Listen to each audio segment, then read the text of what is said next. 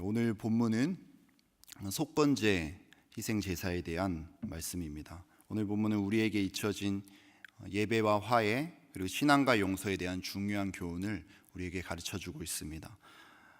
5장 14절부터 6장 7절까지는 속건제를 드리는 규례에 대한 이 한 문맥의 말씀입니다. 5장 14절부터 19절까지, 즉 5장의 말씀은 하나님께 죄를 범했을 때 어떻게 처리해야 하는지에 대한 그 말씀입니다. 그리고 6장의 말씀은 사람에게 죄를 범했을 때 그것을 어떻게 처리해야 하는지에 대한 말씀입니다. 다시 말씀드리자면 5장은 하나님과 관련된 부분이고, 그리고 6장은 사람에게 죄를 지었을 때 사람과 관련된 부분이라고 보시면 됩니다. 5장과 6장에서 죄를 해결하는 문제에 있어서 우리가 주목해서 봐야 할 점이 있습니다. 그것이 뭐냐 하면 바로 내용은 같습니다. 내용은 같은데 그 절차는 다르다는 것입니다. 그 안에 들어있는 내용은 같은데 그것을 처리하는 절차는 확연하게 다르다는 것입니다. 무슨 말이냐면 하나님께 죄를 짓던 사람에게 죄를 짓던 흠없는 수량으로 희생 제사를 드려야 됩니다. 그리고 5분의 1을 더해서 120% 대물 보상을 반드시 해야 합니다. 이것은 동일합니다. 하나님께 죄를 짓던 사람에게 죄를 짓던 이 내용은 동일합니다. 그러나 먼저 제사를 드리느냐 아니면은 먼저 보상을 하느냐, 이 절차에 있어서는, 이 순서에 있어서는 두 가지가 다르다는 것을 우리는 볼 수 있습니다. 먼저 5장을 보겠습니다. 5장을 보면 하나님께 지은 죄를 해결하는 문제가 나옵니다. 15절과 16절은 성물에 관련한 범죄를 지었을 때의 문제이고, 17절부터 19절까지는 계명과 관련한 그 범죄를 지었을 때 이것을 해결하는 방법에 대해서 나와 있습니다. 15절과 16절은 제사와 관련해 있는 성물들, 그리고 그 기물들을 파손하거나 이제 손해를 가했을 때 그것을 어떻게 해결하는지에 대한 문제가 나와 있습니다. 그리고 제사장만이 먹을 수 있는 음식을 먹었을 경우에 어떻게 그것을 처리해야 되는지에 대한 문제도 나와 있습니다. 이에 관한 내용인데, 절차를 보면은 먼저 제사를 드리라고 나와 있습니다. 먼저 속건 제사를 드리고, 그리고 그 다음에 보상을 해야 된다라고 나와 있습니다. 또한 17절부터 19절까지는 하나님의 계명 중에 부지 중에 잘못을 저지른 그 죄가 있거든 그것을 어떻게 처리해야 되는지에 대한 문제가 나와 있습니다. 예를 들어서 자신도 모르게 헌금을 건너뛰거나 아니면 회계 정리에 있어서 실수를 한 경우에 이 문제를 어떻게 처리해야 되는가, 부지 중에 자신이 하나님의 계명을 어긴 경우에 어떻게 처리해야 되는지에 대해 나와 있습니다. 이에 관한 내용인데, 이 역시도 먼저 속건 제사를 드리라고 나와 있습니다. 먼저 제사를 드리고 그 후에 보상을 하라고 나와 있습니다. 이제 6장으로 가보겠습니다. 6장은 사람에게 지은 죄를 해결하는 문제에 대해서 나옵니다. 그런데 이 경우에는 그 순서가 다릅니다. 절차가 다릅니다. 사람에게 지은 죄란 이 본문에서 구체적으로 이웃의 소유물에 손해를 끼친 경우를 이야기합니다. 예를 들어서 남의 물건을 훔치거나 아니면은 부당하게 폭리를 취한다거나 불합리한 방법으로 남의 소유물이나 돈을 갖게 되는 이 모든 경우들에 해당한다고 볼 수 있습니다. 이렇게 사람에게 범한 죄, 이웃의 소유물에 해를 끼친 죄를 해결할 때 그 절차를 보면은 그 전에 하나님께 죄를 지었을 때 절차와 다른 것을 우리는 볼 수 있습니다. 5절을 보면은 먼저 보상을 하라고 나와 있습니다. 먼저 보상이 선행되어야 합니다. 그리고 6절을 보면 그 후에 제사를 드리라고 나와 있습니다. 즉 희생제사를, 속건제의 제사를 드리기 전에 먼저 보상이 선행되어야 한다는 것입니다. 먼저 보상을 하고 그 다음에 속건제사를 드리라는 것입니다. 신약적으로 우리가 이야기를 한다면 먼저 화해를 하고 그 다음에 예배를 드리라는 것이겠죠. 다시 한번 정리해 보면은 하나님께 지은 죄의 경우에는 먼저 희생제사를 드리고 그 다음에 보상을 해야 합니다. 그런데 사람에게 지은 죄의 경우에는 먼저 보상을 하고 그 다음에 제사를 드리라고 나와 있습니다. 하나님께서 자신의 성물과 계명에 관련해서 범죄를 지었을 경우에는 속건제를 드리고 그 다음에 보상을 해도 된다고 말씀하십니다. 근데 그와 반대로 이웃의 소유물에 관해서 손해를 끼쳤을 때 그 경우에는 먼저 보상을 하라고 말씀하신다는 겁니다. 우리가 하나님께 범죄한 죄가 한두 가지겠습니까? 하나님 나라에 손해를 끼친 것이 한두 가지겠습니까? 그런데 하나님께서는 그래도 그것은 예배를 먼저 드린 후에 그 다음에 보상을 하라고 말씀하십니다. 사실 모든 죄가 하나님께 입힌 죄임에도 불구하고 그렇게 말씀하십니다. 그러나 우리가 이웃에게 입힌 상처, 이웃에게 입힌 그 손해는 절대적으로 예배를 드리기 전에 먼저 보상을 하라고 그렇게 말씀을 하신다는 겁니다. 하나님은 자신에게 가한 손해는 나중에 그것을 보상해도 된다고 말씀하시지만 자신의 형상으로 만든 이웃에게 가한 손해는 반드시 먼저 보상을 해야 된다고 말씀을 하신다는 겁니다. 기다리지 않으시겠다는 것입니다. 이것을 신약으로 넘어와서 예수님의 산상수훈에 비추어서 우리가 해석을 해본다면은 이웃에게 죄를 범하거나 싸운 일이 있거든 먼저 화해하고 그 후에 예배를 드리러 오라는 것입니다. 우리는 먼저 예배를 드리면 된다고 생각을 합니다.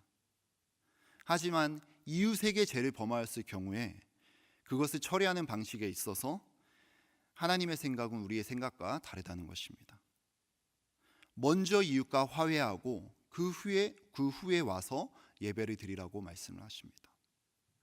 우리는 하나님을 먼저 생각한다고 그렇게 이야기를 하면서 하나님 중심이라고 외치면서 신앙을 이렇게 잘못 생활을 할 때가 많이 있습니다. 하나님이 제일이고 하나님이 먼저이고 하나님이 중심이니 하나님이 우리에게 먼저라고 말씀하신 그 말씀을 우리는 행하지도 않고 성경은 온데간데도 없고 우리는 잘못 생각해서 하나님 중심으로 생각을 하고 행동을 하는 경우가 많다는 것입니다. 우리는 물론 연약해서 하나님께도 그렇고 이웃에게도 그렇고 많은 죄를 지으면서 살아갑니다. 우리 주변에 수많은 그리스도인들이 죄를 짓는 모습들을 우리는 볼 수가 있습니다. 근데 중요한 것은 그 후에 우리가 그 범한 죄를 어떻게 처신하고 어떻게 처리하느냐가 더 중요하다는 것입니다. 누구나 넘어질 수 있습니다. 나는 저럴 리 없어, 나는 그럴 리 없어 라고 생각을 하는 것보다 나는 언제든 저렇게 넘어질 수 있다라고 생각하는 것이 우리에게 더 유익입니다. 누구든 넘어질 수 있다는 것입니다. 하지만 그 넘어졌을 때 이웃에게 우리가 잘못을 행했을 때 그리고 우리가 그들에게 죄를 지었을 때 그것을 처리하는 방식에 있어서 정말 중요하다는 것입니다. 회개하지 않는 사람은 소망이 없다는 것을 우리에게 이야기해 주고 있습니다. 세상 사람들이 우리를 보고 실망하는 이유는 우리가 물론 죄를 짓기 때문이기도 하지만 그 죄를 지었을 때 그것을 어떻게 처리하고 그것을 어떻게 해결하느냐를 더 중요하게 생각을 합니다. 반대로 이야기해서 그래도 세상 사람들이 우리를 보고 무엇인가 다르다라고 생각할 때는 그 경우는 언제냐면은 우리가 물론 죄를 지을 수 있겠죠. 하지만 그 죄를 지었을 때 그것을 얼마나 정직하고 얼마나 하나님 앞에 또한 사람 앞에 잘 처리하느냐를 본다는 것입니다. 우리 기독교에는 회개와 용서라는 굉장히 아름다운 이 진리가 있습니다. 우리는 죄를 지을 수도 있습니다. 하지만 그 죄를 처리하는 방식에 있어서 정말 달라야 됩니다. 그러지 않고 예수님께 기도하고 이미 용서받았다. 그리고 보상도 하지 않고 화해도 하지 않는다면은 너무 우리 중심적인 신앙생활을 하는 것이라고 볼 수 있습니다. 마태복음 5장의 본문은 레위기에서 언급한 이웃의 소유물에 끼친 범죄를 단지 소유물의 차원을 넘어서 상대방을 미워하는 차원의 문제로까지 이끌어가고 있습니다. 우리의 마음의 미움 그리고 화해하지 않는 문제까지 이끌고 가고 있습니다. 상대에게 미움의 마음을 가지고 있다거나 욕한다거나 하는 자는 예물을 드리러 갔다가 그것이 생각날 때 그 예물을 내려놓고 먼저 가서 화해를 하고 오라는 것입니다. 어떤 분이 이 부분을 주석하면서 이렇게 썼습니다. 만약 예수님께서 말씀하신 이 내용을 우리 모두가 실천한다면 교회는 당분간 텅텅 빌 것이다. 진정한 회개가 일어난다면 이런 일이 일어날 수도 있다는 것입니다. 하지만 그들이 다시 모였을 때 드리는 그 예배의 간격은 얼마나 크겠습니까? 진정한 예배가 될 것입니다. 하나님께서 정말 영광 받으시고 하나님께서 기뻐 받으시는 예배가 될 것입니다. 물론 변하지 않는 중요한 사실이 하나가 있습니다. 예수님께서 직접 속죄 제물이 되셔서 속건 제물이 되셔서 우리가 하나님께 지은 죄, 이웃에게 지은 죄 모든 것을 다 사해 주셨습니다. 전부 다 갚으셨습니다. 그러나 거기에서 오는 용서의 감격, 거기에서 오는 구원의 기쁨을 우리가 누리기 위해서는 이것을 반드시 실천해야 한다는 것입니다. 그렇지 않는다면 우리의 예배는 허울뿐인 예배가 될 것입니다. 이웃을 배제한 공허한 예배, 하나님의 영광을 체험할 수 없는 그런 공허한 예배가 될 것입니다. 예배는 있지만 예배의 진정한 의미를 모르는, 예배는 있지만 예배의 진정한 간격은 없는 그런 예배가 될 것입니다. 화해를 해야 되는지 화해하지 않고 보상하지 않고 하나님 앞에 예배만 드린다면 그 화해는 이루어지지 않았기 때문에 예배의 형식은 있지만 예배의 진정한 감격은 없다는 것입니다. 하나님은 우리가 지은 죄로 인해서 자신이 상처받으신 것은 참고 기다려 주신다고 말씀하십니다. 그러나 자신의 형상인 사람에게 손해를 끼쳤을 경우에는 차마 그것을 보고 계실 수 없다고 말씀하십니다. 우리가 이런 일을 실천을 한다면은 보상도 해야 되고 그리고 먼저 또 가서 화해를 요청해야 되고 사과를 해야 되니 재정적으로도 물론 손해를 입을 수도 있고 또한 자존심도 상할 수도 있을 것입니다. 그러나 우리가 그렇게 한 후에 모여서 드리는 예배에는 정말 간격이 있을 겁니다. 예수님께서 나의 죄를 위해 십자가에 달려 돌아가시고 나를 속죄해 주신 그 감격이, 용서의 감격이 우리 안에 진정으로 일깨워질 것입니다. 우리의 예배는 하나님께서 기뻐 받으시는 예배가 될 것입니다. 우리 안에 잊혀져 가고 있는 이 교훈, 예배와 화해, 신앙과 용서에 대한 이 교훈이 우리 마음속에 새겨졌으면 좋겠습니다.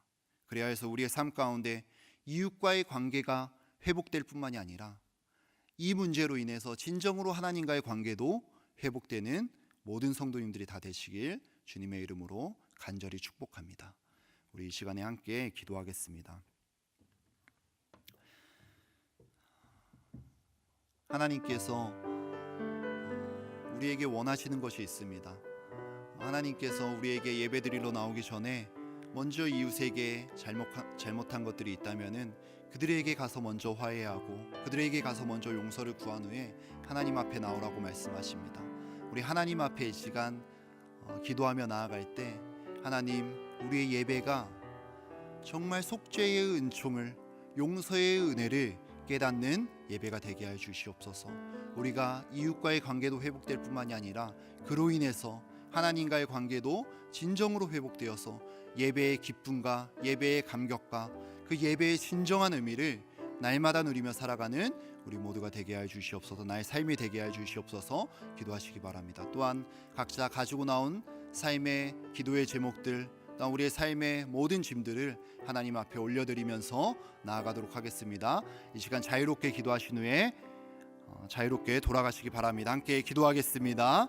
하나님 아버지 감사합니다. 하나님, 우리를 이 시간 불러주시고 하나님 앞에 나와 아버지 하나님 예배하며 나아갈 수 있도록 인도해 주심에 감사를 드립니다.